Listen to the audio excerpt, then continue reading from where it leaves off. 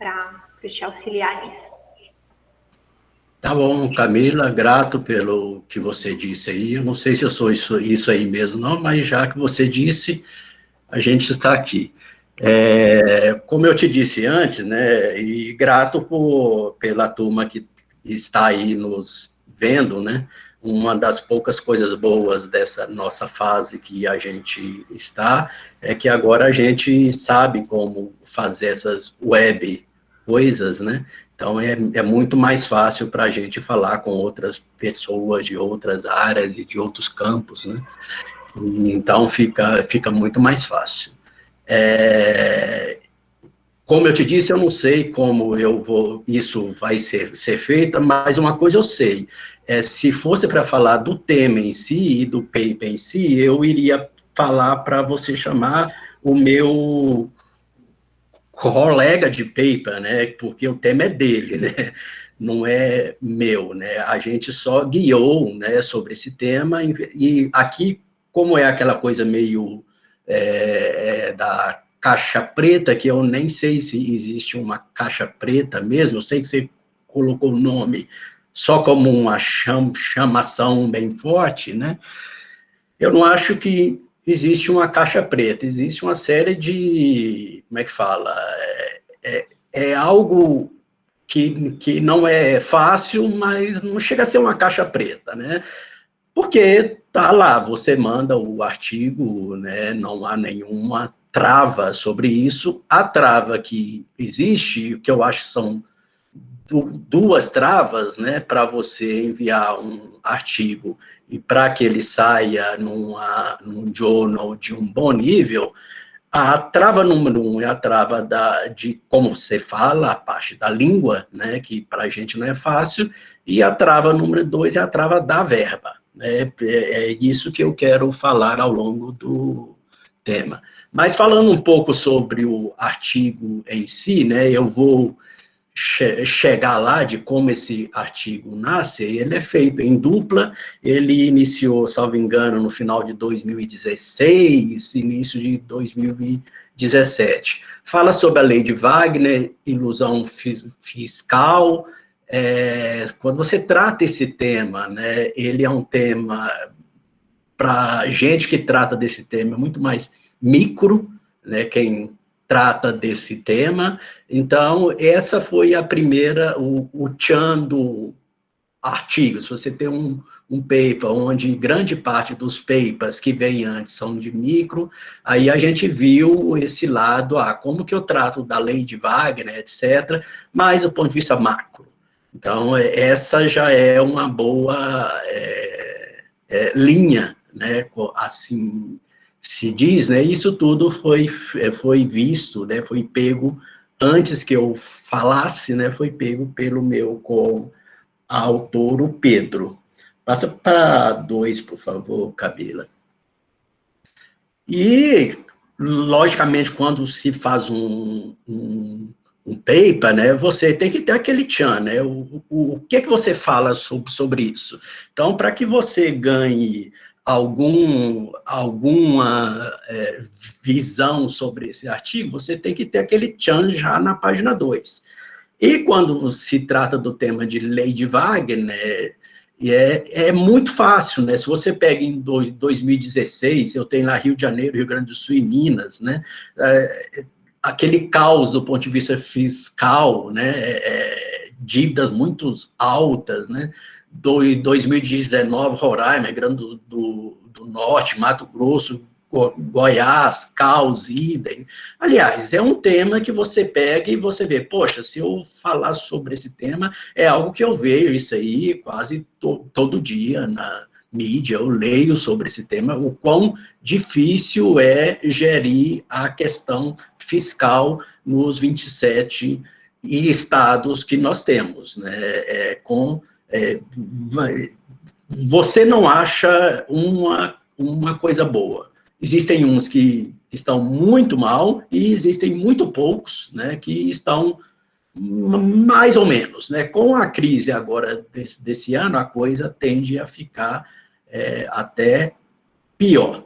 Do ponto de vista geral, né, a gente só tem um estado que tem o ranking A, né, que é o estado do Espírito Santo. Então, eu tenho 26 estados que estão abaixo, né, desse ranking, desse rating que somente o Espírito Santo tem. Então, é uma questão fiscal muito grave, e para quem já leu alguma coisa que eu fiz, você vai ver, poxa, mas esse não é o tema que ele trata, né? Geralmente eu não trato disso assim de forma tão clara, igual foi feito nesse artigo. Próxima página, Camila, por favor. Então, o que eu tenho, né? Eu tenho, em média, geralmente no pós-crise Dilma, né, a partir de 2015, né, eu tenho uma coisa que está ficando cada vez mais grave em termos de despesa, né? A despesa do governo estadual, a partir de 2015, ou entre 2002 e 2015, ela cresce mais do que 100% em valores reais, né? O gasto per capita cresce mais ou menos 0,8%.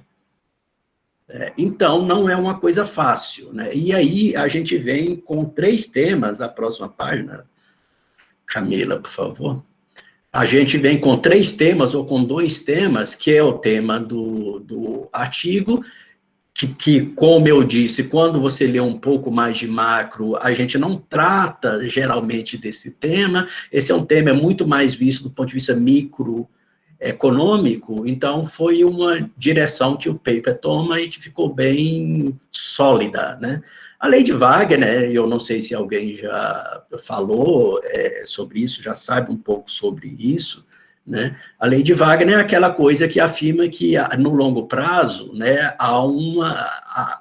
você vê, né, que há uma crescente, né, gasto no longo prazo em relação ao PIB, né? Então, gasta-se muito mais do que você tem de PIB. E a razão para isso é qual? A pessoa, eu, você, a gente sempre quer mais, né? Assim, a gente sempre quer mais, e sempre a falta mesmo, né? A gente quer mais banco, a gente quer mais ponte, a gente quer mais rua, a gente quer tudo, e tudo custa dinheiro, né? Então, eu tenho o quê? Eu tenho de um lado um gasto que sobe muito, e eu tenho do outro lado uma receita que não sobe tanto. Essa é a lei de Wagner. O próximo, Camila. E você vê aí tá não está muito claro, né? Mas eu gosto sempre de colocar esse tipo de quadro, né? O tema da lei de Wagner é algo que vem há muito tempo. Você tem vários artigos bons, né, sobre a China, sobre... Aí está muito pequeno, deixa eu ler o meu aqui. China, Europa em geral, né, tem o caso nosso aqui, um artigo de 2014, então é algo que se vê muito. Se você for lá no Google e colocar lei de Wagner, você vai achar muita coisa boa sobre isso. E uma dica para quem, aí falando um pouco mais sobre journal, o Flávio sempre fala isso, né? Sempre quando a gente manda algum artigo para um journal X, né, sobre o tema A, né, bom, a gente sempre vê se o tema ele cabe, né, naquele journal que é a sua meta, né? 2, né, você vê se tem algum paper sobre aquele tema no journal, e se tiver, você cita, que os caras sempre gostam, né? Então, é uma dica, eu e o Flávio, a gente sempre faz isso, né? Então, a gente sempre muda o paper, né? Quando um paper fica pronto, né? E sempre quando a gente manda para um journal e ele não sai bem lá, ele leva pau, né? Essa é a palavra, e a gente tira de lá e vai para um outro journal, a gente sempre checa se está no tema certo do journal e se há o que colocar em termos de paper que já sai naquele journal, e é algo, é uma dica que eu sempre dou, tá? Então, vocês, para quem quiser, isso vale para aqui, para fora, etc., sempre vejam se vocês casam um pouco, e para que a pessoa leia o seu artigo com mais graça, né? Se você consegue que você cite alguns papers do próprio journal, ele vê o seu artigo com outros olhos, tá? Próximo, Camila. Ilusão fiscal. Ilusão fiscal é a mesma coisa que a gente vê lá na macroeconomia, aquela coisa de Friedman, né? Então, como o próprio nome diz, né, eu não sei muito bem como que está indo essa coisa fiscal. Aliás, eu nem sei isso, né? Isso é coisa desses caras lá, né? Eu quero a minha parte, né? E essa coisa de não ser muito claro, né? No nosso caso ainda, né? É sempre aquela coisa meio cinza, você não sabe quanto que gasta, quanto que eles ganham, quanto que eles gastam, custa muito, né? Para mim, no caso, ou para quem não lê essa coisa de gasto público, etc., como que está indo esse gasto, etc. Então, não é fácil. Então, você fica meio naquela nuvem cinza. Quando você fica na nuvem cinza, você dá sempre a chance para o gestor meio que ele faça um tipo de gasto meio girando em volta do que ele quer, olhando o voto que ele ganha, etc. Ele não olha a macro, né? Ele olha aquele cantinho dele lá e geralmente não sai coisa boa. Esse é o que a gente vê. O próximo, Camila. Ilusão fiscal, então, tem várias formas, né? Então, de você ver isso, né? Você não sabe como que ele gasta, o quanto que ele gasta, né? Por outro lado, no nosso caso, isso é muito claro, né? Existe uma baixa visibilidade de como o gestor público me cobra, né? Então, existe uma baixa visibilidade dessa parte, a gente paga, paga, paga. O nosso caso é mais grave, né? Quando você mora fora, né? Você tem o que você paga é bem mais claro. Você compra algo lá, né? Você compra esse notebook aqui por 1.000, né? E debaixo dele vem, ó, ele custa 1.000 mais o que você paga de tax, você paga mais X%, o valor final dele é tanto. Aqui não, aqui fica tudo no preço, a gente não sabe quanto paga, o que paga, a forma que paga e quando paga. Então, isso tudo está dentro dessa palavrinha muito grande de ilusão fiscal. A próxima, Camila, por favor. Também, se você for, você vai achar muita coisa sobre esse tema. Aí eu cito alguns artigos, né? Tanto de algo relacionado à dívida, como algo relacionado à tributação. Dentro disso, você tem o que a gente chama, o próximo, aí, Camila, de fly paper, né? Também bem micro, né? E eu nem sei isso de direito, né? É uma coisa que você vê na micro, você vê várias coisas. Aqui a gente tem um fera nisso que mexe muito com esses temas sobre micro. Na USP a gente tem muita gente que mexe, tem muita gente boa falando sobre esse tema. Fly paper ocorre quando a despesa do governo local é mais sensível a um aumento nas transferências do que a um aumento na renda privada local. Existe como a gente vê isso do ponto de vista macro. Tá? no próximo, Camila. E existem vários artigos, muita coisa escrito, tanto na área macro, quanto na área micro, né? Para o nosso caso aqui, o próximo, Camila, por favor. Para o nosso caso aqui, o que a gente tem em termos de paper sobre isso, o que eu falei até agora, é que a gente tem muita coisa, né? Aí, ó, os efeitos da ilusão fiscal nos gastos públicos é algo que a gente acha muita coisa relativo ao governo, né? E acha muita coisa relativa a finanças municipais do efeito fly paper. Então, já que eu não achei muita coisa relativa aos 26 estados, aí eu entro nesse meio termo aí, né? Então, eu tenho algo bem fácil, né, de ser feito. Eu tenho uma meta bem clara, que é falar sobre a lei de Wagner, fly paper, etc., etc., mas focado nos 26 estados brasileiros. E aí eu vou contar agora, né, o próximo, Camila, que é como é que surge isso, né? Então, isso não cai do céu, né?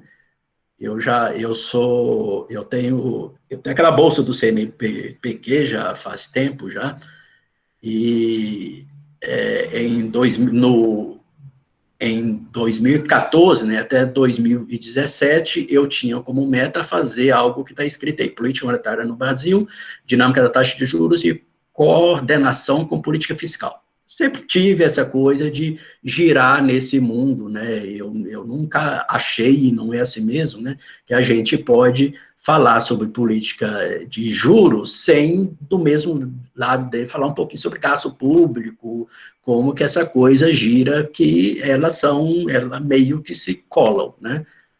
Acabei essa parte em 2017, e de 2017 até o início do ano agora, eu fiz, vocês veem que não mudam muito, a gente muda um pouco o tema, né? Mas você não pode sair, né, do seu tema core, né, do seu centro. Então, Brasil, política monetária no ambiente desafiador de política fiscal. Basicamente, o tema não muda muito, né? Eu não posso colocar no CNPq, né? Igual agora eu vou falar sobre micro. Eu posso, né? Eu faço, mando, mas quem vai ler esse meu plano vai ser alguém muito fera da área de micro, e ele vai ver o meu Lattes e vai ver que eu não sou da área de micro. Então, é bom que eu siga em algo que eu veja que eu tenha mais chance. Eu já estou nessa linha já há uns 15 anos, ou até mais, né? Então, o próximo, Camila. E aí, o Pedro, ele entra no nosso curso de pós aqui em 2015, salve pela data aí, eu acho que é isso.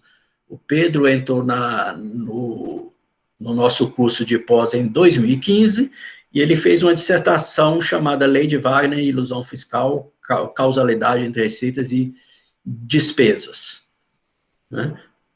Acabou essa dissertação em 2017, muito boa. O Pedro, não há nada o que falar sobre ele, é economista bom, muito bom mesmo.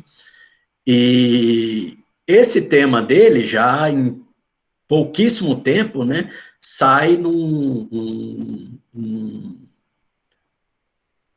a gente faz junto, né, faz aquele lance, né, faz a banca e tudo, e se gera um paper. Esse paper foi escrito em cima de dissertação dele, já saiu em 2018 na REA, na Revista de Economia Aplicada, que é B1 ou A3, né, se você quer falar assim, né? Então, o que se pegou lá, só para falar um pouquinho, para chegar no tema do paper. Caso vocês queiram, gente, podem falar algo, tá? Não, me fale aí. o que ele pega lá na época, né, vem nessa coisa de um tema que é, em sua grande parte, você vê muito artigo de micro, né? Então, ele já tem esse lado bom, que ele joga para mais um lado de macro, algo que é muito mais visto na micro. E o Pedro é muito, muito bom, né? Então, tem esse lado. E, se você pensar em 2015, 2014, a gente tinha um tema de série de tempo ainda, ou algo em série de tempo que estava ainda meio que não era como é hoje, né? Hoje o aluno roda de forma muito fácil, até porque já tem no views, etc., algo chamado ARDL, né? Em 2014 era muito mais assim, não estava em voga, né? Eu lembro da minha dissertação, né, em 2002 e 2003, né, onde eu fui fazer um VAR, né? Então, naquele tempo, o VAR era, nossa, mas se você faz um VAR, era algo que, né, de coisa fácil, né? Assim, sai algo bom. Porque nem não tinha muita gente ainda, né, com isso já em mente, então você não via muito paper com esse tema. Da mesma forma que você não via em 2015, por aí, muita coisa ainda, como há hoje, né, escrita nesse tema. Então, a gente tinha como ter olha, eu tenho um tema bom, e eu tenho algo que não tem muita gente que fez esse teste utilizando o ARDL, né? Tinha muita coisa de VEC, de VAR e VEC, etc. Para você, e ele sai de forma até muito fácil, até muito rápida na REA, não é fácil colocar um artigo lá, tá? Mas ele sai até de forma muito rápida, né? Mas para você não achar que é tudo fácil, né? É tudo flor, né? É um artigo que saiu no nível bom, né? Mas a gente mandou para esse encontro aquele que vocês sabem o nome, né? Desses aí, ele levou chumbo em todos. Né? Então, né, não é sempre, ó, ele fez, passa, não, até coisa boa. O que eu sempre falo é, olha, o que você tem que ter em mente é se o seu artigo, ele está num nível bom.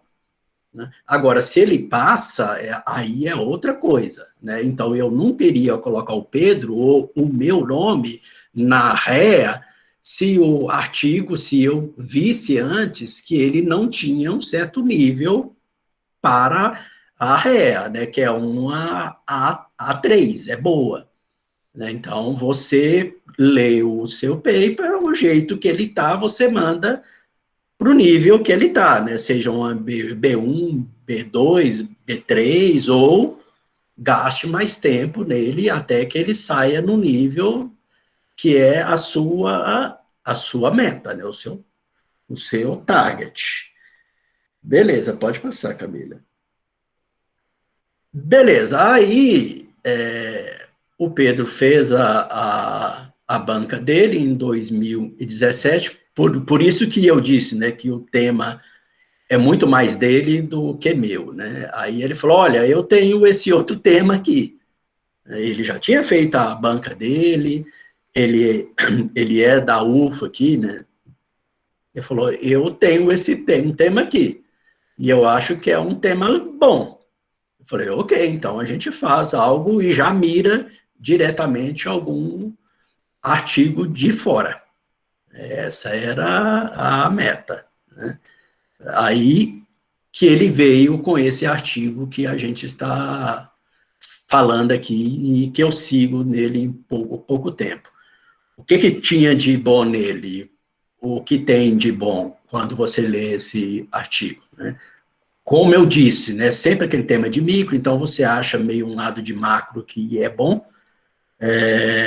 E, de novo, né, ele falou, e eu tenho algo que eu não vi ainda, que é a utilização naquele tempo, né, hoje é mais visto, em 2017, de 18, do PMG.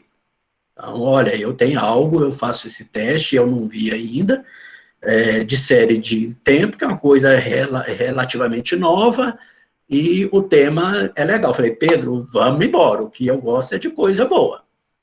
Né? O artigo foi feito em 2017, 2018, né? Não sai rápido, né? A gente gastou mais ou menos, eu imagino, uns 18 meses, um ano e meio para tê-lo, assim, pronto, falar, olha, agora a gente manda. Eu não vou falar o nome que ele foi, né? Mas ele foi daquela forma que o Flávio sabe como vai, né? Ele foi da mesma forma que ele foi, ele veio, no mesmo voo, né? Eu coloquei aí 30 dias, Rock não foi, né? Foi aquela coisa, e eu gosto disso, né? É muito chato, é muito ruim quando a gente manda um paper e ele passa um ano.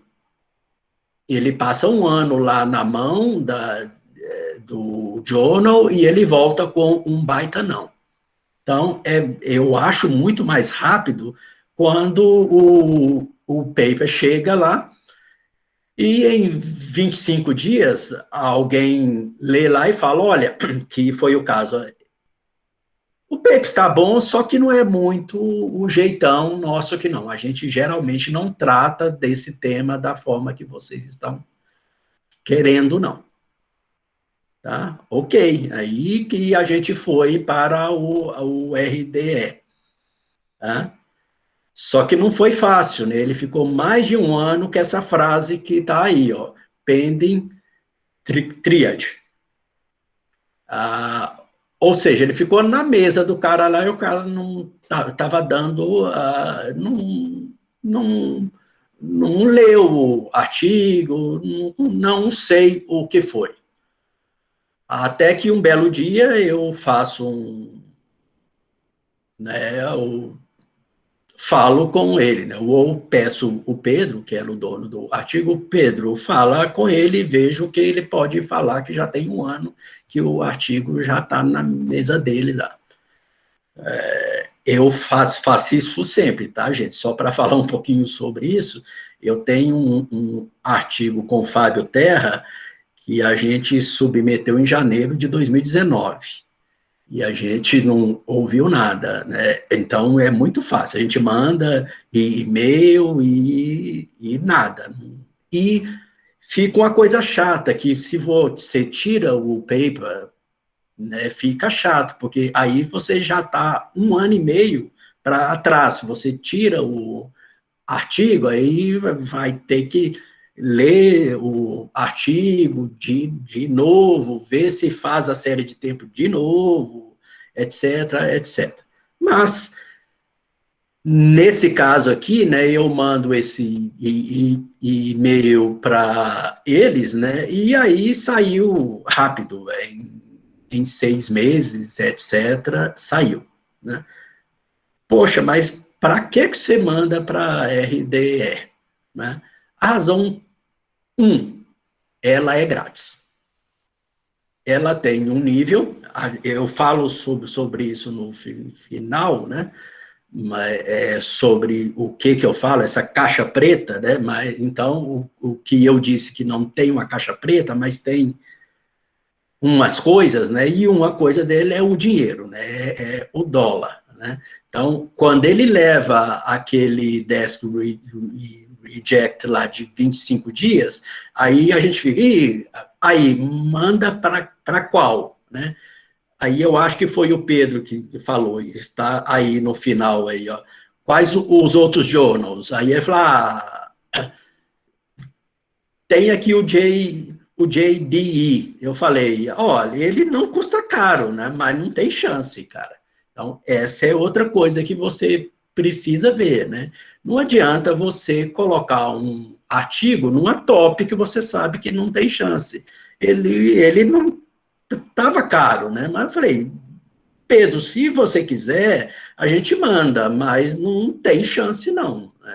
A chance é muito baixa. Aí eu fui para outro, o QREF, que eu e o Flávio, a gente gosta muito dele. Não custa caro e é A2 ou A1, eu não lembro aqui. Ele gira rápido, etc., mas é pago. Né?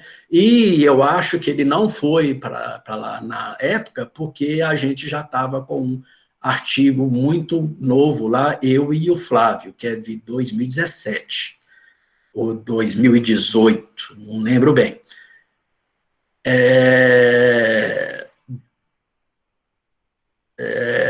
E aí a gente pensou, tem outra que eu gosto muito também, que é a AI, né, que a gente fala, a Applied Economics. A Applied Economics é muito boa, eu gosto muito. Se você falar de um journal que eu gosto, que eu sempre, se não fosse o preço, né, olha aí o preço dela, né? Então, eu sempre que a gente pode, a gente está com alguma coisa. Eu falei, ele passa lá, só que, se eu lembro bem, eu estava com um artigo lá que é de 2017, e não pega bem, geralmente eles não gostam, né? Você está com um artigo e você já de bate pronto, você coloca outro. Né? Tem o outro, que é o primo dele, né? Que é o AEL, né? Applied Economics Letters, né? Custa US$ 125, né? Só que esse, ele só te dá o direito, salvo engano, ele só te dá o direito de 5 páginas, né? É carta. Então, você não fala muito, é só o que você quer, o que você testa e pronto. Então, ele é hiper curto. Eu tenho um artigo lá com o Fábio Gomes, então, para você, quando você faz esse artigo estilo carta, então, ele já tem que sair pronto lá de quando ele vem para cá. Se você pega um artigo de 25 páginas, 30, para você tirar uma cartinha dele, né? Aí você corta dele e não fica muito bom. Então, essa foi a razão que a gente escolheu o RDE, que é um journal bom, a gente não manda muito para lá e deu certo, tá? Então, é assim que surge esse artigo. Continuando sobre o artigo, só para falar um pouquinho, né? E aí a gente testa essa equação, né? Onde a gente tem o gasto público de um lado e uma penca de coisa, PIB, etc., que eu vou falar um pouquinho sobre ele. Então, o que a gente busca, né, é um alfa mais alto que 1 na segunda variável aí, né, que aí a gente prova a lei de Wagner, ou a gente busca eu não lembro muito bem esses nomes de letra grega, mas eu acho que é um deltinha 1 aí no D, onde a gente prova a parte da ilusão fiscal, etc. E o fly paper no F. Pode passar, Camila. E aí, essa parte foi o Pedro que fez, né? E ele faz isso muitíssimo bem. A gente não usa só o Pullman Group, né, que é o PMG, né? Ele, no artigo, ele usa um pouco de DOLS e um pouco de FMOLS. Para não ficar muito grande, como não era o tema muito do que a gente quer hoje, né, que é só para falar sobre a caixa preta de quando manda um artigo, eu trouxe aqui só para vocês o quadro do PMG. Pode passar, Camila. Então, o que a gente tem... Não, voltam. O que a gente tem? A gente utiliza o P... Agora, você passa um. A gente utiliza o PMG, o DOLS e o FMOS para dados de 26 estados, 2012 e 2015, com despesa no G, PIB no Y, etc, etc. Então, o próprio fato de você ter que isso aí não é fácil, né? Você pega essa base de dados, aí você meio que gasta um tempo, olha, a base de dados são 26, é muita coisa, tem gente que falta dado, então há uma série de coisas e dá muito tempo para que você tenha uma base de dados que já esteja pronta para que você jogue e faça o teste de série de tempo. Então, mas estão aí as variáveis que foram utilizadas. Pode passar para mim.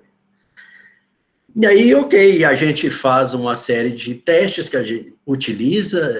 Quem quiser tiver dúvidas sobre o que a gente fez, fale comigo antes, né?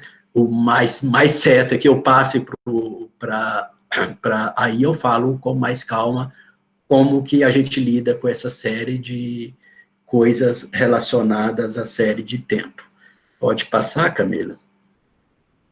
E aí eu tenho, como eu disse, né, no artigo você vai ver esse quadro, você vai ver o quadro do PMG, do DOLS e o quadro do FMOS, né? Então, se você for no Y, lá, aí você vai ver que eu quero um Y mais alto que 1. Né? Então, eu tenho ele lá de forma bem simples, ele dando 1,2, aí ele passa para 1,1, e aí meio que ele cai, né? Cai para 0,4, 0,6, 0,5, 0,5 em outra forma. Então, basta que, quando eu vou colocando mais coisas e mais séries nele, né, para que o teste fica mais forte, de certa forma, eu vejo que a lei de Wagner não é o caso, né? Por outro lado, quando você olha o D, que é relacionado com a dívida, aí você vê que tem um sinal lá de menos, então, olha, meio que deu algum caldo, né? E aí a gente faz as várias coisas relacionadas, eu só vou falar aqui o final, a série de tempo, e eu estou pondo isso aqui, né? É que quando você trata esses cálculos de série de tempo, então você tem que ser uma coisa muito clara, né, do que é feito, né? E para que quem leia saiba de forma muito clara, porque sempre é quem vai dar o sim no seu paper ou não, ele sabe disso, né? Então, seja bem claro nessa sua parte, saiba como faz a série de tempo, no caso do nosso PMG, de forma bem clara. Aí pode passar, Camila. A gente fez tanto o longo prazo quanto o curto prazo. Pode passar, Camila, eu só vou ler o final. Pode passar. E aí a gente tem, né? Então, o que a gente tem, né? Estimativas e testes de causalidade forneceram evidências dos efeitos do fly paper e ilusão fiscal. Então, sobre aqueles temas, a gente achou 2. Não houve apoio para a lei de Wagner, que é aquele caso do Y, né? E o que a gente viu, né, é uma coisa bem que meio que veio no final do artigo, né? Quem é mais pobre, né, ele fica mais preso ainda, né, naquela coisa do gasto público, que não fica claro, aquele gasto público que é gasto só para aquele lado, né, eu não vejo o macro como um todo, então é sempre aquele grupo que chega mais forte lá para falar e pede mais forte, então o pobre, ele sofre mais com isso, né? O rico, quem é um pouco mais rico, aparentemente tem menos casos relacionados à pressão. Enfim, passa aí, Camila. Esse foi o artigo. E o que eu posso falar sobre a caixa preta, né?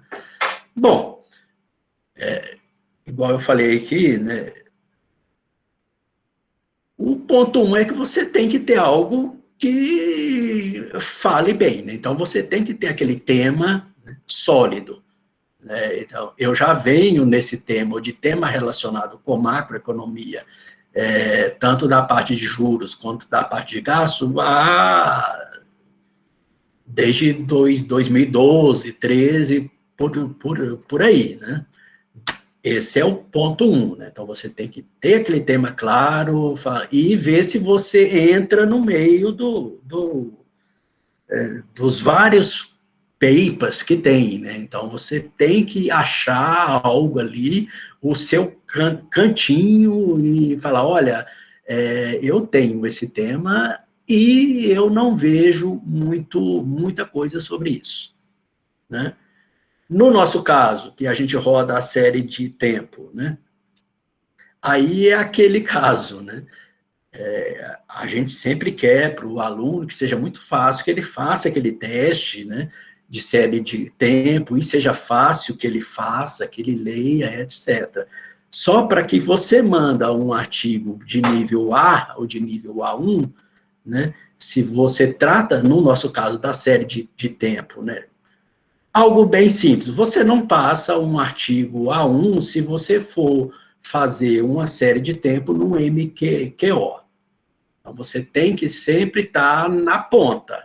E, geralmente, quando você está na ponta, é algo que geralmente não está no e-views, não saiu ainda. Então, você tem que ver se você acha esse teste que você quer no MATLAB, tem que ver se você acha algo novo, né? Que quando ele fica muito fácil de achar, e quanto mais fácil, mais você tem uma série de papers sobre isso, e o artigo já não sai bem, já não pega bem. A trava que eu falei, Camila, a trava 1 é da língua. Eu não sei se você vê assim. A trava 2, né, é a trava do dinheiro, né? A trava 1 é da língua. Porque, geralmente, eu sempre falo isso, né? No meu caso, eu vejo isso muito claro. Se eu foco, se a minha meta é um journal, ou se a minha meta igual eu coloquei aqui, é a REP, cujo índice H5 é 22, que é o mais alto que a gente tem aqui, é muito boa, né? Se o meu foco essa também boa, né, com o índice de 14, que é a revista da turma da FEA USP, não é fácil. Você manda, se eu mando um artigo para a RBE, né, cujo índice deles eu não sei se é 12 ou só 13, eu acho que é 12 meses, que eu coloquei aí, né, passar um artigo na RBE não é fácil. É muito. Ele gasta muito tempo, né? Geralmente, essas que eu tenho aqui, elas gastam mais ou menos 1 ano e meio para que ela volte, falando sim ou não sobre o seu artigo, e eles são muito rígidos, né? E se eu lembro bem, o RDE, onde esse artigo saiu, ele é índice 22. E o que eu quero que fique bem claro, eu não sei se ficou claro, né? Eu sempre falo isso. Para que eu vou enviar um artigo para a RBE, que é muito rígida, né? Sendo que eu posso, se eu não tenho a trava da língua, né? Eu mando ele para fora, né? Eu sei que ele está no mesmo nível de um journal bom, né? E a RBB1, né? O A3. Então, eu consigo, geralmente, um artigo de nível RBE, se eu não tiver a trava da língua, geralmente ele passa num bom journal de fora com o índice muito bom, ou seja, muito mais gente vai ler, né? A trava é a língua, porque ele não pode ser feito de qualquer forma. O que a gente faz aqui na pós? Né? A gente paga para alguém, é o que eu coloquei, né? A gente paga, existem umas 3 firmas aqui que fazem isso, né? Só que qual é a trava? A pessoa que faz isso, ou seja, pega o seu artigo na sua língua e passa para outra língua, ele faz artigo da nossa área, ele faz a mesma coisa para química, ele faz a mesma coisa para outra área, RI, ele faz várias coisas, né? Então, ele não tem aquele tchan, aquela linguagem nossa, né? Ele não sabe o que é o MQO, né? Ele não sabe como que a gente fala isso. Então, geralmente, a gente tem o gasto, que é esse gasto aí, e tem um outro gasto, que é a segunda parte, que a gente chama de proofreading. O que é? Após isso, né, você está lá com o artigo, você geralmente manda esse artigo para fora, e existem vários sites que fazem isso. Eles pegam esse artigo que você tem, volta lá, Camila, por favor. Ou é aí? Aí tem também. Eles pegam esse artigo e dá aquela geral nele. Aquela geral. Aí ele fica tchan. Ele fica bom, né? Só que aí eu estou falando, se sai do seu bolso, aqui o pagamento hoje em dia, aqui a gente paga mais ou menos R$ 1.500 por um artigo, né? Mais 1.500 pelo proofreading. Então, eu estou falando um gasto aí de 3 mil. Né? No nosso caso, o Flávio está aqui, né? No meu caso e no caso do Flávio, a gente tem a sorte de a gente não ter esse gasto, né? Então, fica muito mais fácil, né? Então, tanto eu quanto o Flávio, quando a gente tem algum tema, e a gente sempre faz algo junto, né? Esse tipo de gasto, a gente pula, porque os meus papers, né? Eu sou o proofreading dele já, né? Então, a gente já faz e já manda e tem ficado certo, tem dado certo. Então, a razão para que eu mande para fora uma é essa, né? Geralmente, se você tem um artigo que é nível dessas tops de REP, RBBE, FEA, USP, etc., se você tem um artigo que você acha que está nesse nível e você não tem a trava da língua, ou você tem o dinheiro para que você pague essas duas coisas, você passa para fora, porque se você vai para um Applied Economics, ele já pula para o índice de 40. O QREF, ele tem um índice de 32, e é um journal bom. O Journal of Economic Studies, que é bom, né, tem muito artigo lá nosso sobre ele, né, 24. Ou se você acha que você é top mesmo, é mega top, você é muito bom mesmo, você pode enviar para a EIA, que é 146. Tá? E geralmente a gente não tem ninguém na área aqui que passa algum artigo na EIA.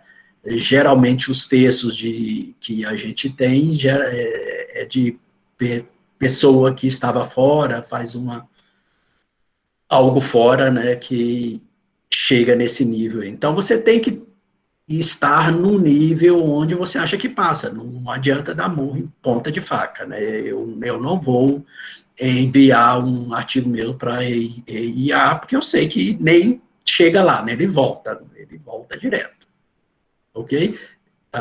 Próximo, Camila. Látex.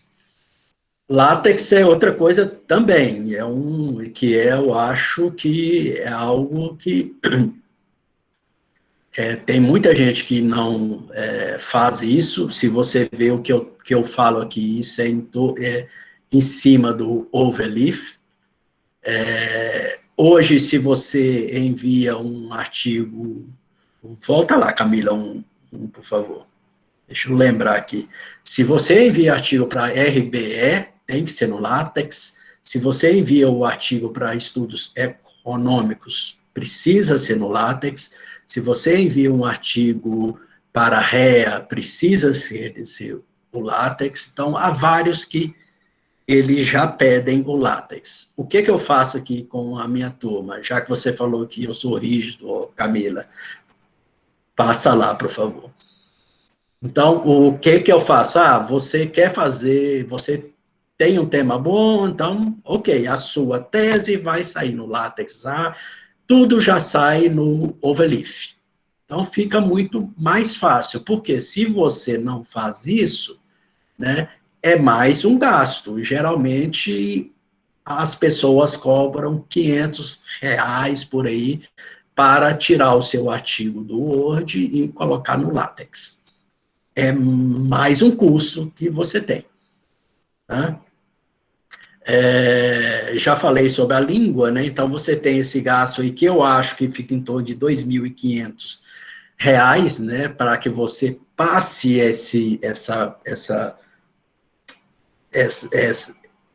esse ponto, né? De língua, né? E o outro ponto que eu já falei aqui também é o que você paga, né? Como a gente não tem muita grana, né? A grana é curta e tudo custa muito caro, né? O câmbio está 6, né? Então eu tenho que ficar, né? No nosso caso, nossa, né? Se eu mando para ela custa US$ 125, aí ela não passa lá, o que eu faço? Então a gente meio que acha um artigo, um journal que cobre menos, etc., ou que não cobre nada, para que não venha esse gasto, não, porque geralmente a gente não tem essa verba, não. Sai do nosso bolso, né? Sai do bolso. Eu não tenho dinheiro aqui para nada, né? Sai do nosso bolso. Alguns journals cobram no final. E aí, para a nossa área, aí existe outra coisa. Geralmente, a nossa área não gosta disso, né? Existem outras áreas, eu vejo isso sempre aqui na pós de outras áreas, existem outras áreas que tiram isso de letras. Geralmente eles cobram $1.000, $500, 1.000, né? Quando o journal sai, né? O que a gente lê na nossa área sobre isso? Quando a pessoa cobra, é porque não é um journal bom, ele só está querendo o dinheiro, etc. Então, fica meio no limbo, etc. Né? E é, é mais caro ainda. Né? E esse dinheiro sai do nosso bolso. Né? Outro ponto para você falar de caixa preta. Calma, né? Calma, né? A turma é rígida, né? Gasta muito tempo, descem a lenha mesmo, não é fácil não, né? Quando chega o meu aqui, eu deixo quieto lá, eu nem leio, né? Falando, ele vai ter um monte de coisa aí que ele pede, e há que ser assim, né? Não pode ser uma coisa muito fácil. Então, você precisa ter muita calma. Se você acha que ele está num nível bom, então você tenha que calma. Se não deu certo ali, ele dá em outro. Ou, como a gente faz, né? A gente vai de cima para baixo. Aí eu mando para o A1, né? Não deu certo, né? Então eu mando agora, veja se eu acho um A2, né? Aí, até chegar, geralmente dá certo, né? No meu caso aqui, o que eu faço com os meus alunos, né? se você for ver no meu Lattes, né, nos últimos 8 anos, né, 6 anos, 8 anos, geralmente o que tem de B1 lá, ou A3, né, geralmente vem deles. Via de regra, eu tiro uma B1 ou A3 de um aluno, seja de um nível ou de outro. É algo que eu cobro mesmo. Ó, você tem que fazer um paper, né? Geralmente, a dissertações minhas que os meus alunos fazem fica geralmente em 45 páginas, não passam disso. Ah, mas é muito pouco. Não, mas um paper tem 25. Então, eu faço uma de 100 para quê? A não ser que você faça 2 papers. Então, você tem que ser algo direto e no nível de uma B1 ou de uma A3.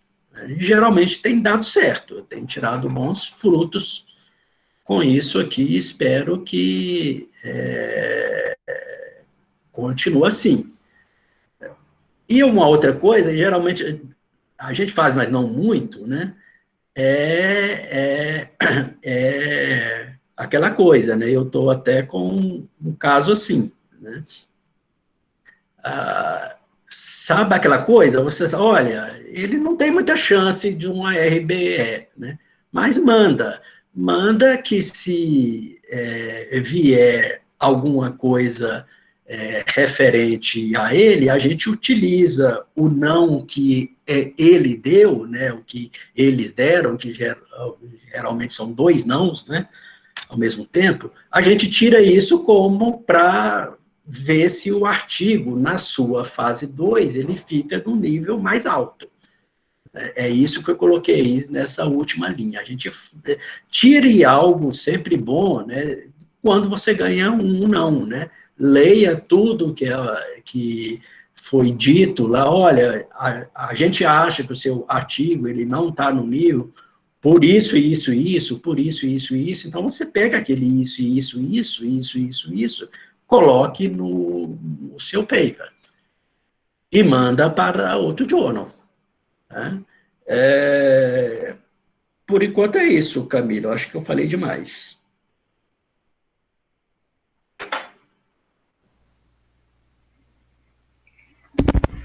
Muito obrigada, Cleomar, novamente. Eu gostei muito da apresentação, acho que foi bem completa, porque além de falar de abrir a caixa preta, você deu dicas e apresentou o trabalho, o artigo, que é muito interessante também.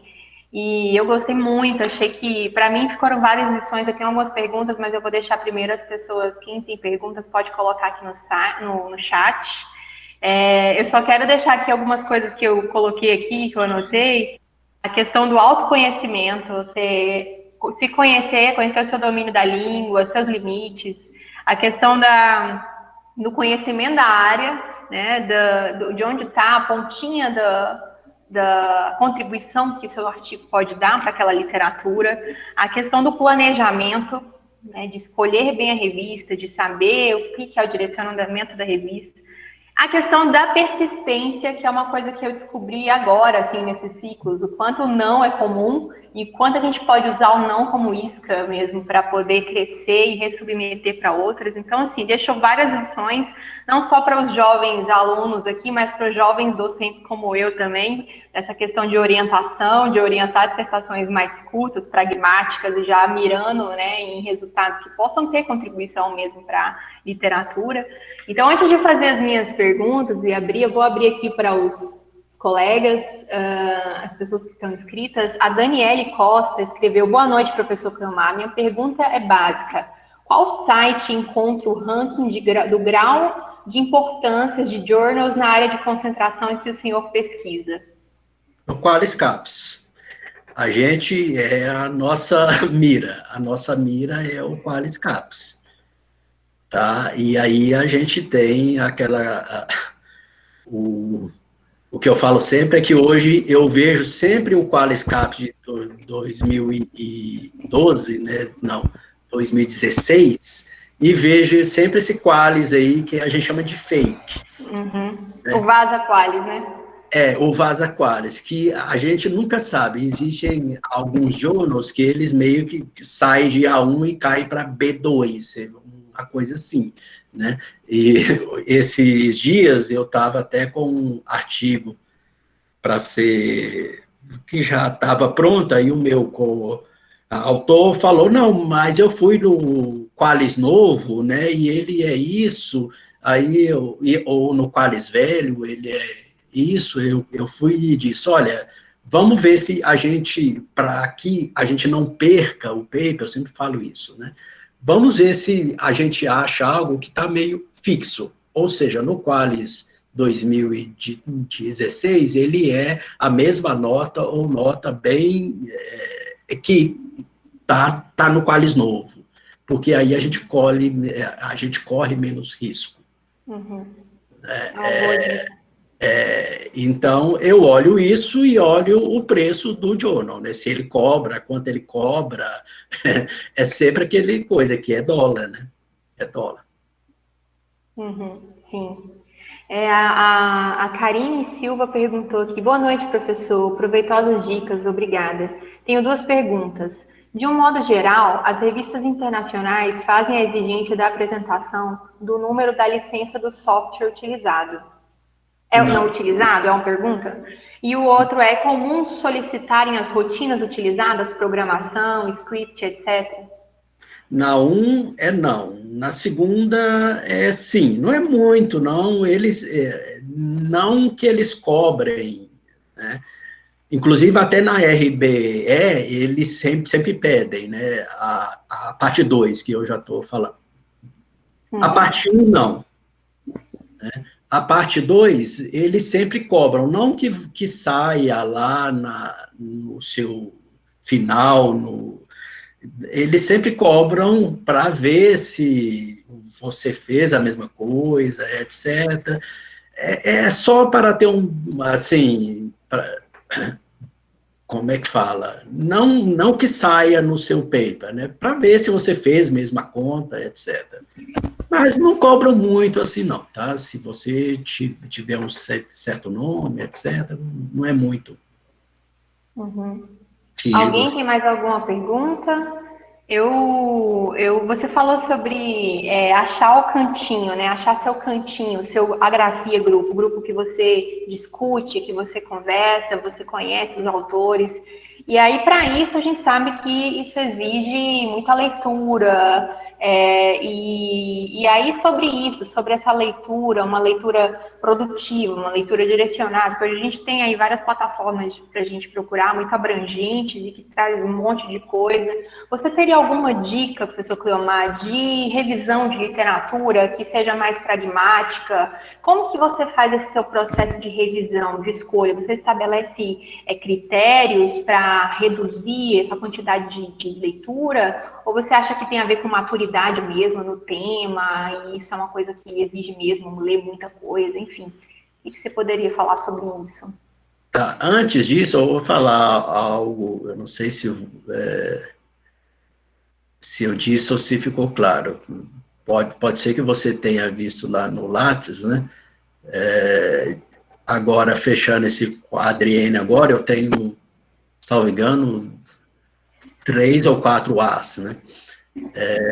Só que para gerar esses 3 ou 4 As, o que eu ganhei de não, né, Uhum, é muita coisa, né? Então, e a gente tira isso como a gente cresce, uhum, tá? A gente cresce. E eu vejo muito, já vi muita gente boa, né? Onde ele para, ele ganha um não, fica meio chato, uhum, acha ruim. Aí eu sou o pior do pior, do pior do pior, e não é assim, né? Outra coisa, para a gente, tirando a trava da língua, a trava da grana, né? Logicamente, quando chega um artigo nosso para um journal bom lá fora, né? Mesmo que você tenha, igual eu acho que eu tenho, eu faço um texto bom, entendeu? Eles sabem de onde vem. Eles sabem de onde vem, e a gente sabe que não é fácil, é muito mais fácil você aprovar um artigo se você está num grande centro. E eu estou falando em grande centro aqui, não é Rio e São Paulo, não, tá? Uhum. Grande centro lá fora. Né? Uhum. Então, a gente tem, mesmo que você tenha um artigo muito bem feito, um tema muito bem feito, eles sempre olham um pouco para, poxa, então a sua prova é mais alto, o nível que você passa ainda é mais alto ainda. Mas a gente está aí para isso, né? O que eu leio? Isso vai com o tempo. Eu já li muito e leio muito, né? Hoje eu leio nem, nem tanto assim, né? Mas o que eu leio, eu sei em que ponto que está. Olha, isso está num ponto A1, num ponto A2, ou num ponto A3, etc. E isso leva um pouco de prática, né? E eu levo crítica, né? Geralmente na banca minha eu levo crítica por ser essa coisa muito prática, direta. Ah, você não falou disso, etc, etc. Outra dica que eu não dei se você ler artigo meu, né, você vai ver duas coisas. Eu não sei sobre esse aí, né? Geralmente o que eu corto, né, de um artigo eu não deixo, eu não coloco, e geralmente um journal bom não coloca, aquela coisa, eu nem sei o nome, aquela coisa que você cita no centro da página. Eu nunca lembro o nome daquilo, né? É legal e tudo, né? Tem gente que usa muito, vai falar sobre Keynes, né? Como disse Keynes, aí coloca Ah, um citação direta, negativo, né? isso. Aham, sim. Uhum. Isso, num bom journal, geralmente a gente não utiliza mais. Por quê? Uhum. Porque gasta muita coisa ali, né? Então, geralmente hoje um artigo grande, você está girando em torno de 8.000, 8.500 palavras por aí. Uhum. Mas, o máximo 10.000. Né? Então, Uhum. você não tem. Né? E outra coisa que eu corto é o rodapé. Uhum. Se você vê meus, principalmente nos últimos anos agora, eu não deixo, né? Por quê? Porque conta, né? Conta e eu quero ver aqui. Eu não sei quantos estão aqui, mas eu quero ver quem é que lê. A minha briga 36 aqui. é essa, né? Quem é que lê o que está escrito lá na notinha de rodapé? Então eu corto tudo, né? Quem Uhum. faz, quem faz artigo ou faz algo, eu junto, eles sabem já, ele corta. Para não Olha, falar o que Benito está aqui para te falar que lê as notas de rodapé. não, ele não lê, não. O Benito e a Juliana. O que eu sempre falo? Olha, aí ele sempre fala, não, mas é uma nota que, se for algo muito bom, coloque no corpo do texto lá. Ué. Se for algo que você acha que tem que ter mesmo, que eu tenha que ler, vai para cima. Né? Eu corto tudo. E eu corto porque eu sei, porque eu tenho muita coisa lá nas minhas 7.500, né, que é o máximo que eu chego, né? Eu tenho muita coisa minha que eu falo, né? Que se eu for colocar a notinha disso, a notinha daquilo, a notinha, citar o cara no meio do, aí eu não sobra para eu falar sobre o meu paper. Uhum. Uhum. E outra dica que eu tenho, né, para você fazer um artigo bom, num journal bom, geralmente, no mínimo, 50% é seu, né? Uhum. geralmente eu vou mais. Por que eu falo isso? Né? Você leu, aí você cita o cara, o João falou disso, o Zé falou isso, o outro falou disso, o outro falou disso, e pronto. O resto é seu.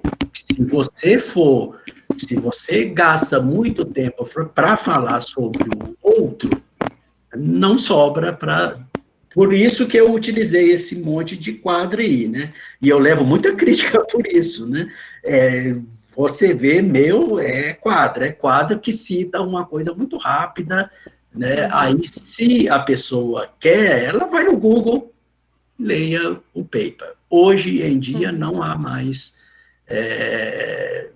você não tem mais aquela coisa de citar aí gasta uma página, outra página, outra página, outra página. Acho que não é.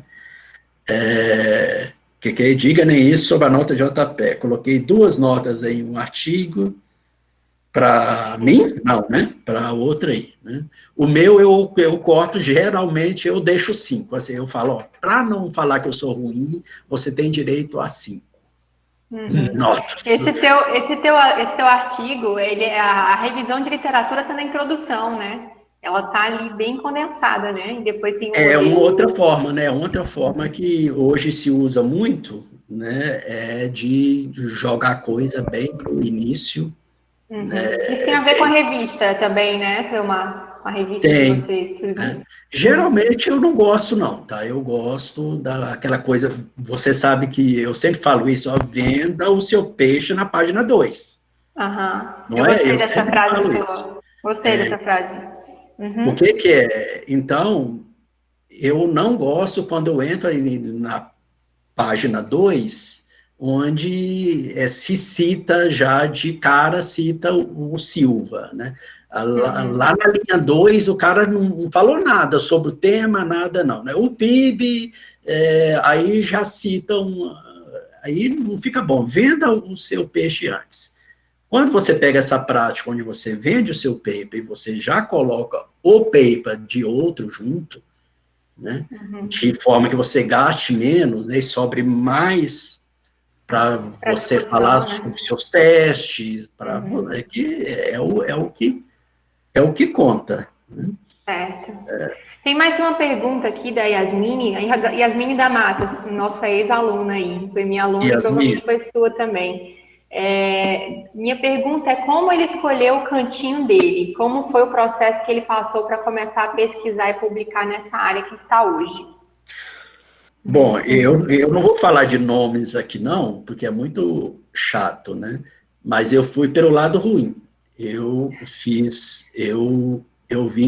o FMG. O FMG. Entrei lá tem muito tempo, né? Em 97, 96, 97, né? E você lembra bem, naquele tempo, para a gente que é um pouco mais velho, né? Eu sou do tempo onde a gente gera... o que eu tinha? Eu sou do tempo do plano Bresser, plano Collor, sou desse tempo. Então, sempre é preço alto, macro, é o PIB que cai. Então, eu cresci no meio desse tema, embora eu não tenha nenhum tipo pai ou tio, irmão que seja da área. Né? Então, eu sempre veio essa coisa em mente. Então, quando eu fui fazer meu curso de economia monetária, eu tive uma aula muito ruim. Mas bem ruim mesmo. Eu sempre falo, a gente tem um Zap, né? Um grupo de Zap hoje com a nossa turma, né? Aí, um dia desse, alguém achou lá e tirou foto dos planos de curso, né? Daquele tempo, tirou foto, ele tinha lá, né? E aí, eu sempre falo, né? Olha, gente, a gente teve uma aula péssima, mas foi muito ruim. Eu não falo o nome dele aqui para não ficar muito chata, né? Mas foi ruim mesmo, Camila. Aí eu falei, não, eu tenho que dar um jeito, porque era o que eu queria, eu estava lá para isso. Aí eu falei, aí, por sorte, alguém deu uma aula no final do curso, mais ou menos no mesmo tema, e ele era muito bom. Aí foi aquela coisa, né? Muito bom. E aí a gente já estava no tempo, na época do câmbio fixo, etc., falando que era do plano real, aquele tema, o câmbio fixo cai, etc. Aí eu falei, opa, agora vem. Aí eu conheci o Holland, que é muito bom, o Márcio Holland, na área que a gente faz. E depois eu fui para a FGV de São Paulo, né? E tive acesso a mais gente mais de macro, né? Até gente que não é muito da minha área hoje, né? Mas gente muito boa, de nome, né? Nomes muito bons, etc. Então, eu cheguei nesse tema por linhas mesmo, por vias meio... aquela coisa que eu fiquei com raiva. Nossa, eu tive uma aula muito ruim e mas eu quero isso mesmo. Então, eu vou ver se eu... Né? Quando eu for dar aula disso, que eu dou aula disso agora não muito, né? Eu dou aula de macro na pós, né? Deu bastante, né? Eu não quero ser tão ruim igual essa pessoa foi, né? Espero que eu não seja, tá? Espero que eu não seja, não, Benito, por favor. Né? Legal, legal. História de superação, vamos dizer assim, né? Alguém tem mais alguma pergunta? Se ninguém tiver, eu vou fazer uma última pergunta, porque já é quase 8h30. O Benito está elogiando aqui as aulas de macro de econometria. Eu Senão, não né, tive ele esse leva pau, né? prazer, eu não tive esse prazer, mas eu sei que você é professor homenageado várias e várias vezes, então imagino como deve ser sua aula. Mas eu gostaria de perguntar para a gente encerrar. Eu sei que você deu várias dicas aqui muito interessantes, mas se você pudesse resumir assim, em um único conselho assim, para jovens pesquisadores, a gente tem aqui alunos do programa de pós-graduação aqui da UFAL, mas também temos alunos de vários lugares do Brasil. Hoje, a grande maioria é estudante de mestrado, doutorado, mas também temos docentes aqui, jovens docentes, né, como eu. Qual conselho você daria assim, para quem quer publicar em revistas de alto impacto, em revistas internacionais, na área de macroeconomia? Qual o principal conselho que você daria? Isso vale para qualquer área, né? Você precisa ser rígido. Você disse, e eu sou mesmo, né? Eu sou muito rígido com os outros, né? E se você pensa bem, né? Se eu sou rígido com o outro, né? O quanto que eu me cobro, né? Então, eu me cobro muito, e a dica enquanto não chega no nível que eu acho que o artigo tem que estar, eu não mando. Então, você tem que procurar um nível que você acha que o artigo está e saiba onde você pisa. Isso vale para, igual eu disse, né? Eu sei que eu não tenho caixa para um JPI, um EIA, nem eu e grande parte.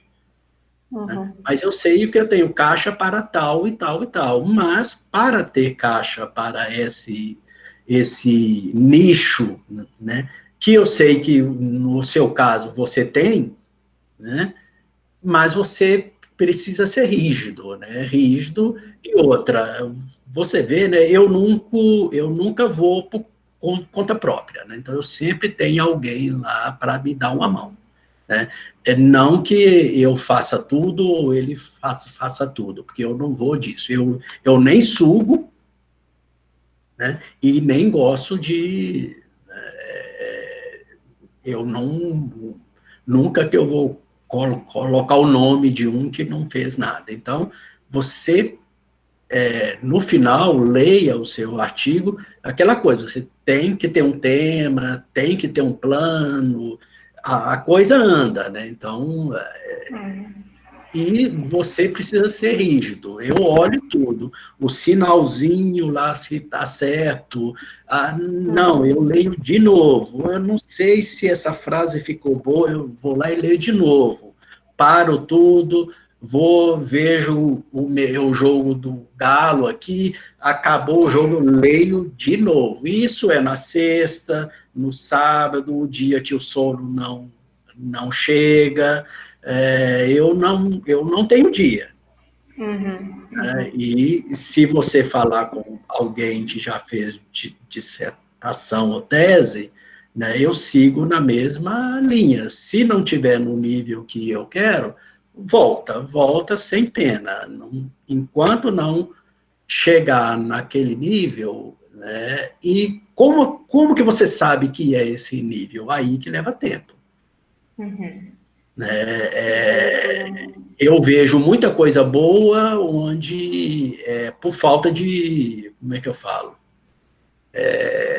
Eu vejo muita coisa boa, mas o cara não colocou aquele último tchan, lá, aquele zelo, né? Ele não leu, né?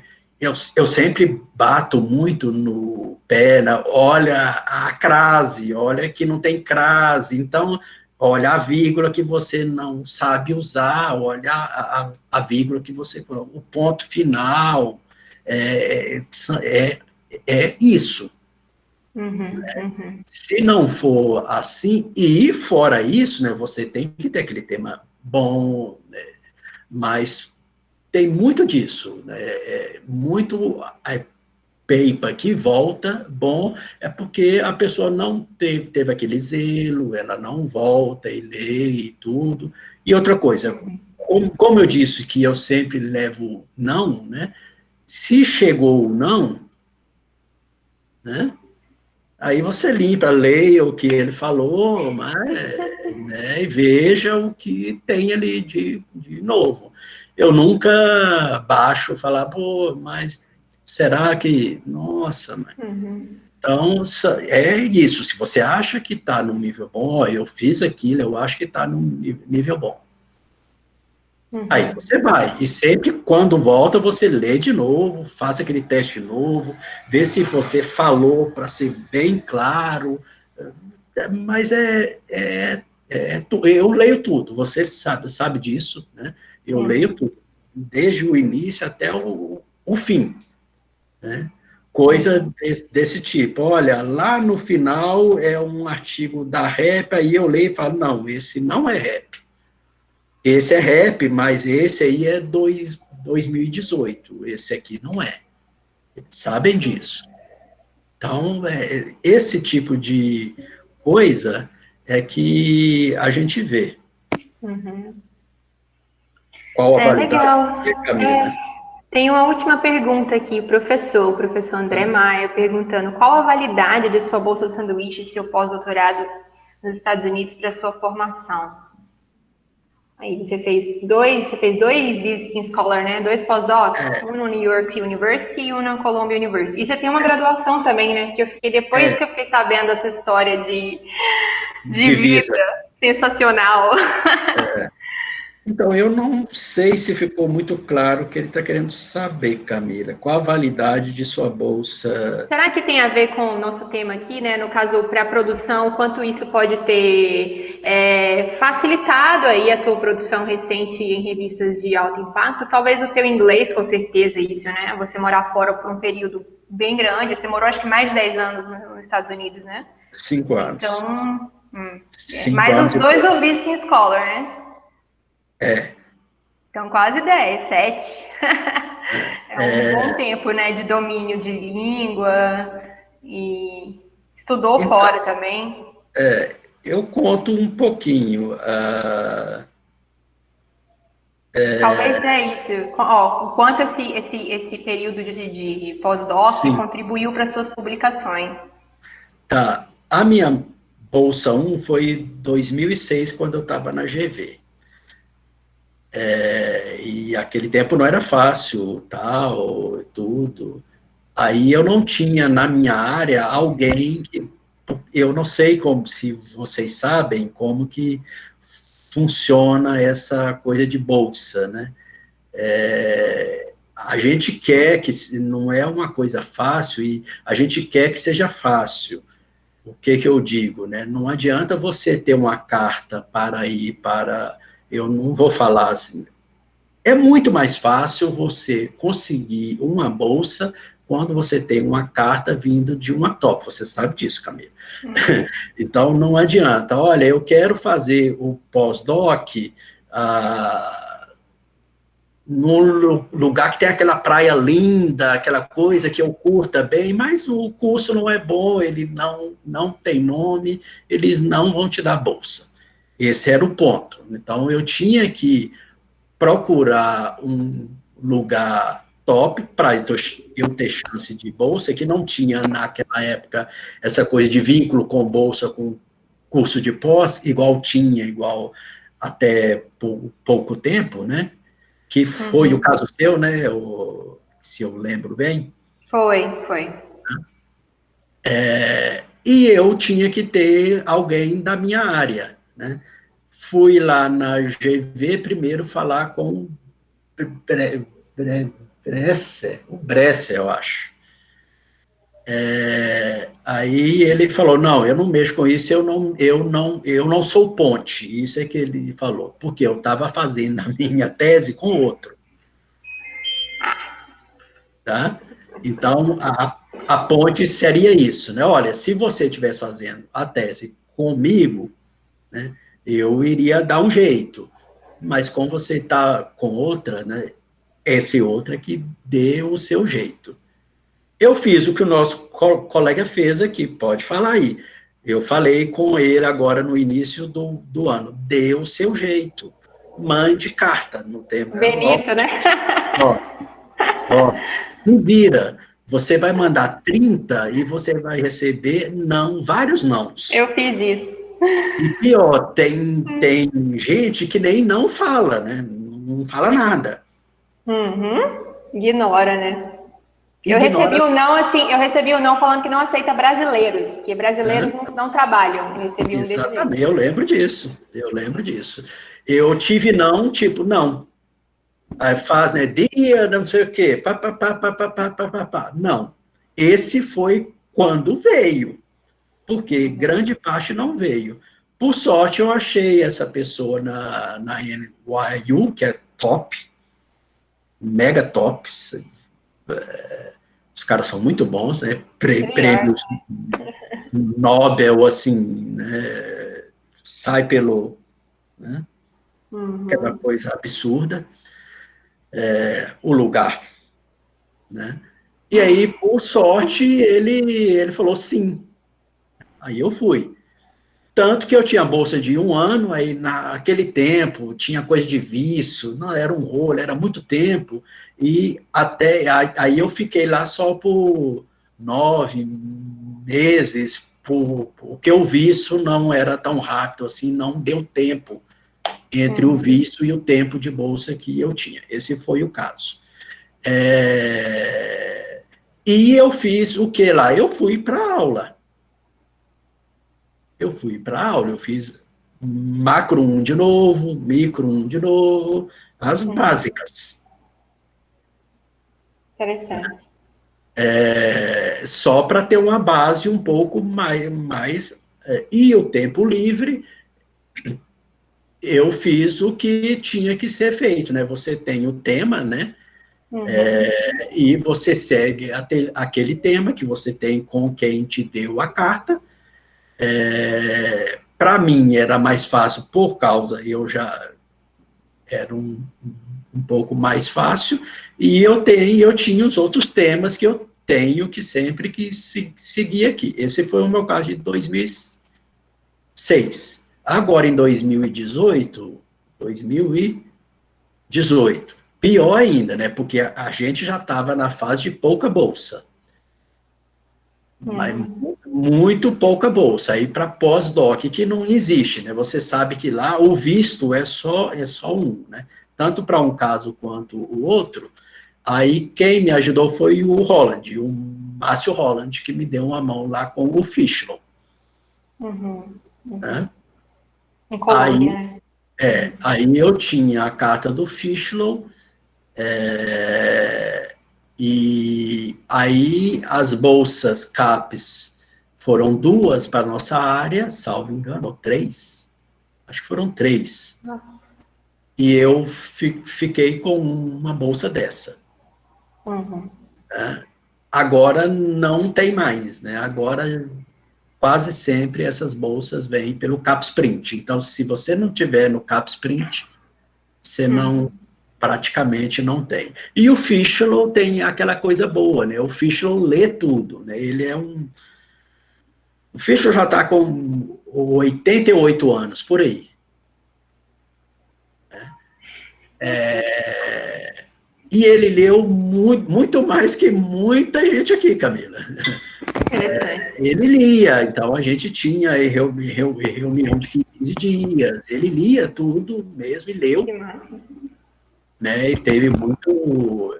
Então foi muito bom por esse lado, né? Ele não foi aquilo que é bem. Tipo, você faz Sabático, aí o né? que você Uhum. quer, né? Não, então a gente tinha era uma coisa bem Que massa. feita. Ah, é sensacional, é uma oportunidade muito boa mesmo e muda a nossa perspectiva em vários aspectos. Eu acho que contribui sim. Respondendo aí a pergunta do professor André, né? Eu acho que contribui em muito sentido, e na língua, na perspectiva mesmo de produção, contato com outros pesquisadores de ponta. Onde você está em universidades que prêmios Nobel de Economia estiveram, só isso já te inspira a produzir coisa de melhor qualidade e ser mais crítico, ainda mais rigoroso com você mesmo, com aquilo que você lê. Então, eu tenho certeza que isso contribuiu muito também. Também, né? Toda a sua jornada aí. Professor, então, mais uma vez, gostaria de E te outra coisa, agradecer. Camila, não custa muito, né? Você passar um ano igual eu fiquei em Nova York, não cansa muito não, tá? Tirando o custo do dinheiro, né? Sim, sim, eu sigo de vez em quando uns perfis de aluguéis em Nova York, é um negócio surreal, assim, Mas tem que ser, não pode ter filho, né? Aí é outra história, não vou nem entrar é nesses verdade, detalhes. é verdade.